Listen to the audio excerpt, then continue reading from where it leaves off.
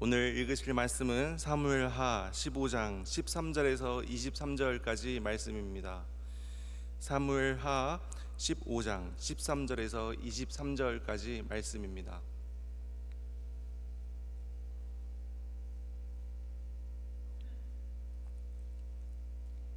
제가 읽고 마지막 절 합독하도록 하겠습니다.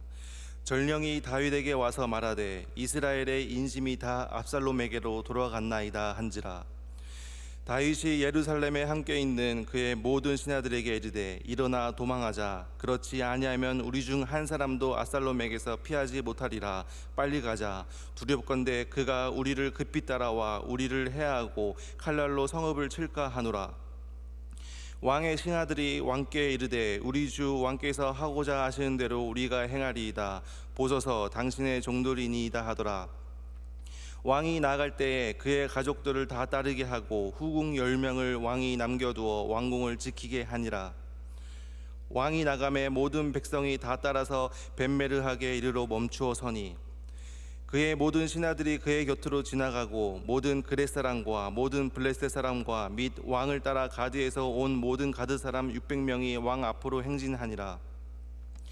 그때 왕이 가드 사람 이때에게 이르되 어찌하여 너도 우리와 함께 가느냐. 너는 쫓겨난 나그네이니 돌아가서 왕과 함께 내 곳에 있으라. 너는 어제 왔고 나는 정처 없이 가니 오늘 어찌 너를 우리와 함께 또 돌아다니게 하리요. 너도 돌아가고 내 동포들도 데려가라. 은혜와 진리가 너와 함께 있기를 원하노라 하니라. 이때가 왕께 대답하여 이르되 여호와의 살아계심을 내 주 왕의 살아계심으로 맹세하옵나니 진실로 내 주 왕께서 어느 곳에 계시든지 사나 죽으나 종도 그곳에 있겠나이다 하니 다윗이 이때에게 이르되 앞서 건너가라 하매 가드 사람 이때와 그의 소용자들과 그와 함께한 아이들이 다 건너가고 마지막 절 다 같이 읽도록 하겠습니다. 온 땅 사람이 큰 소리로 울며 모든 백성이 앞서 건너가매 왕도 기드론 시내를 건너가니 건너간 모든 백성이 광야의 길로 향하니라. 아멘.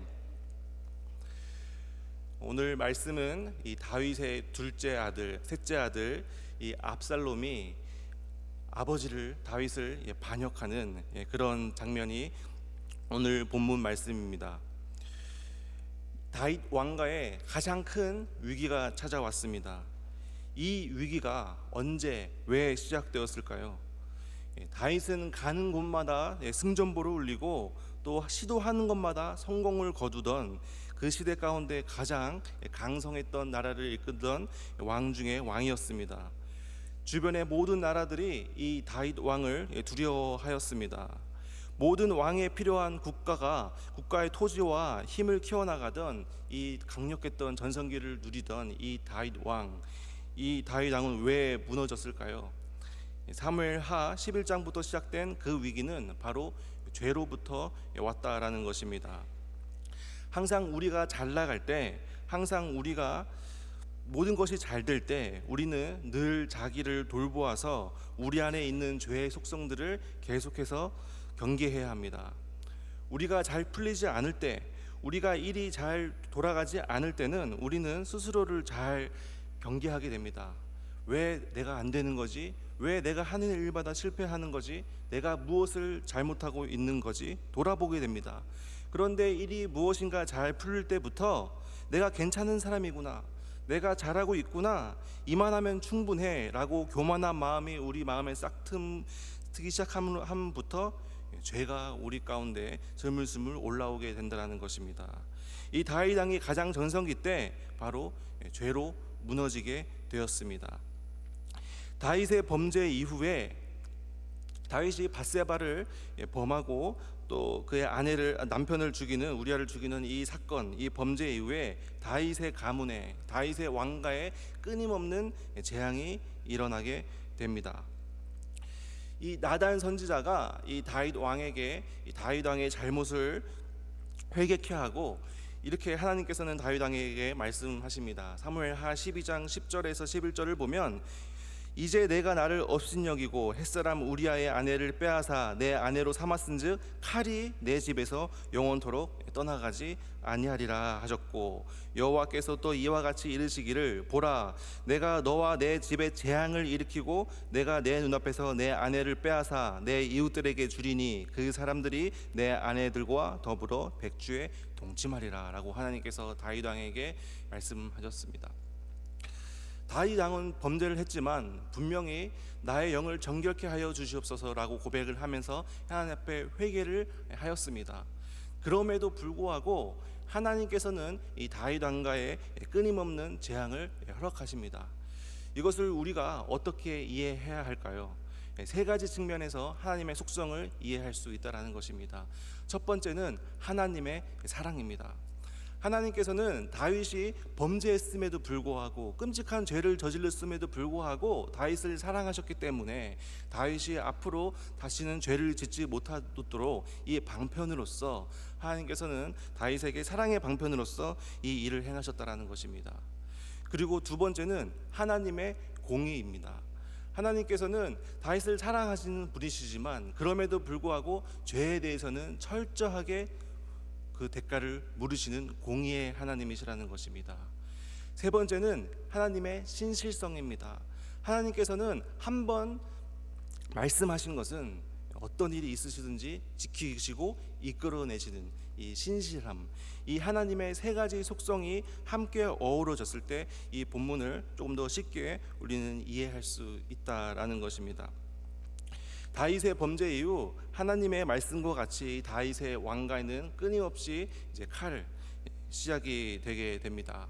암논, 다윗의 첫째 아들이었던 암논이 다말을 수치스럽게 하는 사건, 그 사건으로 인해서 분노했던 압살롬이 암논을 죽이게 되는 사건으로 시작을 되어서 오늘 이렇게 압살롬이 칼을 들고 다윗 왕에게 나아오는 쿠데타를 일으키게 됩니다. 여기서 다윗이 실수한 것이 있습니다. 다윗은 그 죄를 물었어야 했습니다. 죄는 미워하되 사람은 미워하지 말라는 말이 있죠. 분명히 다윗은 이 아들들을 사랑했지만 암논의 죄를 물었어야 했습니다. 그리고 징계했었어야 했습니다. 다말의 수치를 풀어줬어야 했고 압살롬의 분노를 삭혀줘야 했었습니다. 그런데 다윗은 그렇게 하지 못했습니다. 그리고 다윗은 이 압살롬의 살인, 이 죄를 분명하게 물었어야 했습니다. 징계했어야 했습니다. 하지만 다윗이 한 것은 뭐냐면 압살롬을 징계하고 압살롬에게 회개하게 하기는커녕 오히려 압살롬과 함께 얼굴을 맞대어서 압살롬에게 입을 맞추는, 압살롬에게 화해의 제스처를 취했다라는 것입니다. 이것이 다윗의 큰 실수였습니다. 부정에 이끌려서 죄를 단호하게 해결하지 못한 것, 이것이 다윗의 큰 실수였습니다. 왜냐하면 다윗 왕은 이로 말미암아서 이 압살롬이 차기 왕이 될 것이라는 인상을 백성들에게 강력하게 심어주었습니다. 그리고 압살롬의 반역 활동을 사실상 가능하게 만들어 주었습니다. 결국 다윗 왕은 여기서 스스로 압살롬의 반란을 허용한 결정적인 실수를 저지르게 되었다라는 것이죠. 그래서 오늘 본문을 통해서, 전령을 통해서 이제 압살롬이 모반을 일으키고 다윗을 향해서 나아가고 있다는 소식을 듣게 됩니다. 이 소식을 들었을 때 다윗의 행동을 눈여겨볼 필요가 있습니다. 오늘 본문의 14절에 보면 이렇게 고백하고 있습니다. 다윗이 예루살렘에 함께 있는 그의 모든 신하들에게 이르되 일어나 도망하자. 그렇지 아니하면 우리 중 한 사람도 압살롬에게서 피하지 못하리라. 빨리 가자. 두렵건대 그가 우리를 급히 따라와 우리를 해하고 칼날로 성읍을 칠까 하노라 라고 다윗은 도망을 결정합니다. 다윗은 사실 광야의 사람입니다. 다윗은 위기에 강한 사람입니다. 다윗은 위기 가운데 잔뼈가 굵은 사람입니다. 그의 목동 시절부터 아버지 양떼를 돌보면서 사자와 곰을 맞섰던 사람입니다. 하나님을 사랑했고 골리앗과도 홀로 맞설 수 있었던 사람입니다. 늘 위기 앞에서 담대한 체질을 가지고 있는 사람이죠. 그런데 이 다윗은 압살롬의 반란 소식을 듣고 즉각 판단합니다. 도망가야 하는 일이구나. 도망도 용기가 필요합니다. 자존심 세우다가 이 도망갈 시기를 놓쳐서 패망의 길로 걷게 된 왕들이 역사에는 계속해서 나옵니다. 예를 들면 시드기야 왕이 있습니다. 이 바벨론이 쳐들어왔을 때 예레미야 선지자가 항복하라고, 왕도 살고 백성들도 살아야 하니까 항복해야 한다고 얘기하지만 자존심을 굽히지 못하고 시간을 끌다가 도망가지 못하고 패망한 시드기야 왕이 있습니다. 아들에게 배반당하는 이 상황 가운데 얼마나 창피한 일입니까? 외적이 쳐들어온 것도 아니고 아들이 반란을 일으켰다는 소식을 듣습니다. 쉽게 결정할 일이 아니었지만 다윗은 이 상황 가운데 즉각적으로 도망가는 것을 결정을 합니다. 아직 싸워보지도 않았습니다. 헤브론에 있는 압살롬이 아직도 쳐들어오지 않았습니다. 그러나 왜 이렇게 즉각적으로 다윗은 피난을 결정했을까요? 첫 번째는 4년 동안 압살롬의 치밀하게 이 반란, 이 쿠데타를 준비했다는 사실을 놓쳤다는 것을 다윗은 인정한 것입니다. 그리고 나는 준비가 되었냐는 것입니다. 나는 싸울 준비가 전혀 되어 있지 않다라는 것을 판단하고 즉각적으로 도망을 결정합니다. 중요한 결정이었고 중요한 용기였습니다. 때로는 36개가 가장 좋은 전략이라고 이렇게 얘기를 합니다. 도망가는 전략. 사람이 맞닥뜨려서 싸우는 것만이 능사가 아니라 피해야 할 때 피할 줄도 알아야 합니다. 도망갈 때 도망갈 줄도 알아야 하고 그 자리에 빠져야 할 때 빠질 줄도 알아야 하는 것. 이것도 대단한 용기라는 것입니다. 사무엘하 15장 오늘 본문의 16절을 보면 이렇게 기록합니다. 왕이 나아갈 때 그의 가족을 다 따르게 하고 후궁 10명을 왕이 남겨두어 왕이 왕궁을 지키게 하니라. 후궁 10명을 남겨두었다라는 것은 돌아올 희망을 남겨두는 것입니다. 내가 돌아오겠다는 결의가 있는 것입니다. 그러나 아까 말씀드린 말씀과 같이 백주 대낮에 더불어 내 아들들과 동침하리라라는 이 말씀이 성취가 됩니다. 이 남아있는 후궁은 압살롬으로부터 수치를 당하게 됩니다. 왕은 정작 피난길에 올랐는데 누가 이 피난길에 동행하냐라는 것입니다. 이 위기의 순간 가운데 이 전세를 보면 이미 한쪽으로 기운 것 같습니다. 현지 왕이 피난길에 올랐는데 어느 누가 이 왕을 따라가겠습니까? 누가 이 왕을 따라가겠습니까? 그런데 이때 따라 나서는 사람이 있다라는 것입니다. 바로 은혜 중에 은혜입니다. 18절을 보면 이렇게 기록합니다. 그의 모든 신하들이 그의 곁으로 지나가고 모든 그렛 사람과 모든 블레셋 사람 및 왕을 따라 가드에서 온 가드 사람 600명이 왕 앞으로 행진하니라. 이방인입니다. 가드 사람입니다. 블레셋 사람입니다. 이 사람은 왕을 지키고 있었던 용병이라고 추정되는 사람입니다. 바로 이때라는 사람입니다. 이때라는 사람이 이 왕의 피난길에 따라왔을 때 다윗의 반응은 이렇습니다. 19절입니다.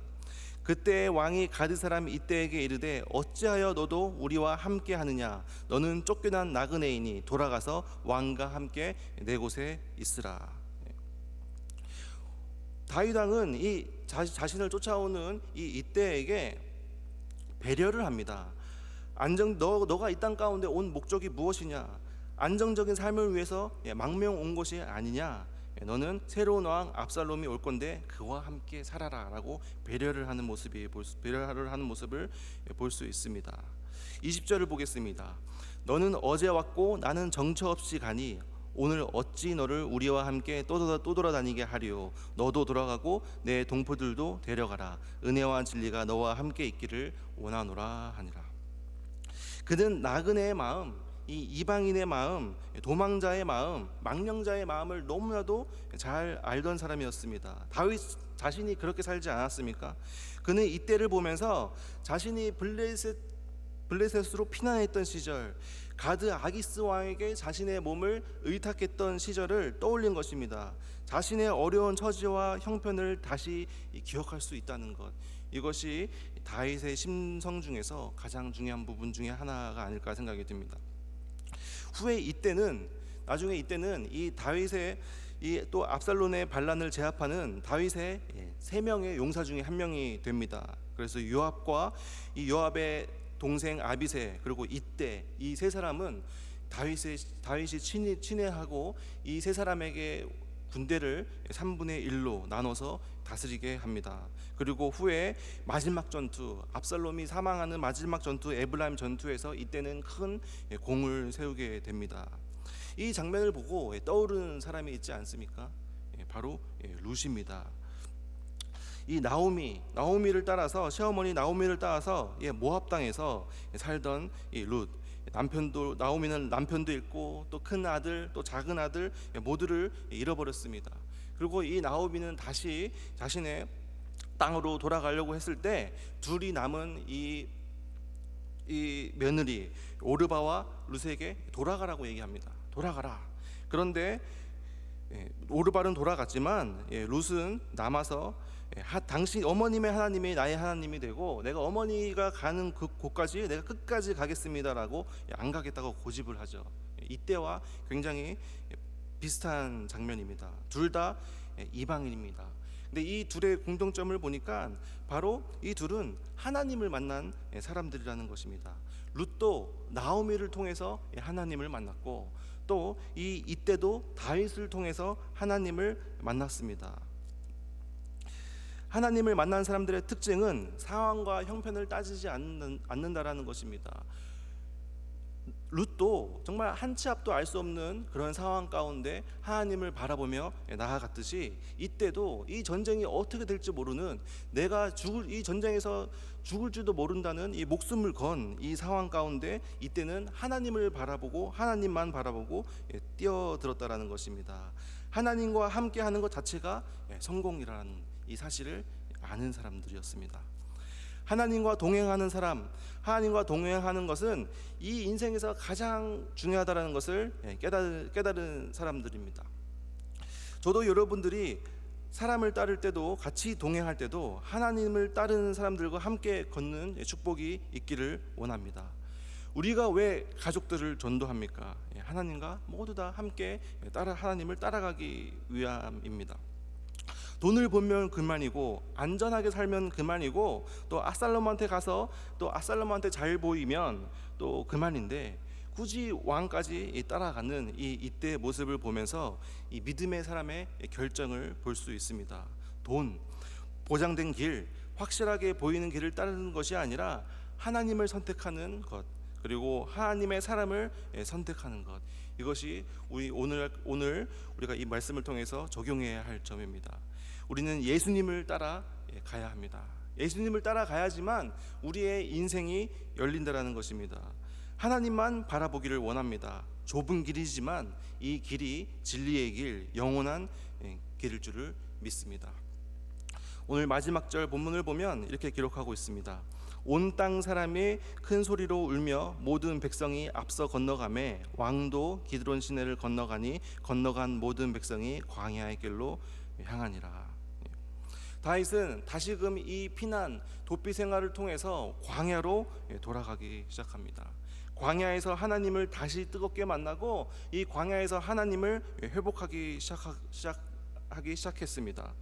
그동안 왕궁에서의 안일했던 삶, 편안한 삶, 익숙했던 삶, 나태했던 삶, 게으른 삶, 그러다가 죄악에 빠졌던 삶, 그 모든 결과를 다 깨닫고 다시금 광야로 들어가서 광야에서 영성을 회복하기 시작합니다.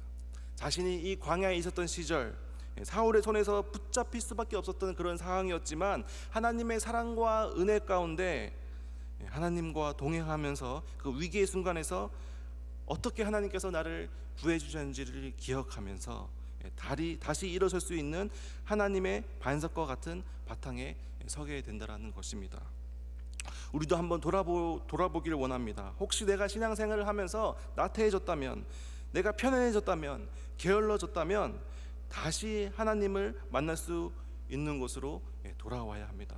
그것이 광야이든 그것이 아무리 첩한 땅이든 내가 하나님을 만날 수 있다면 그곳으로 다시 돌아올 수 있는 용기가 필요하다라는 것입니다. 그래서 우리의 신앙의 전성기가 회복되어야 한다라는 것입니다.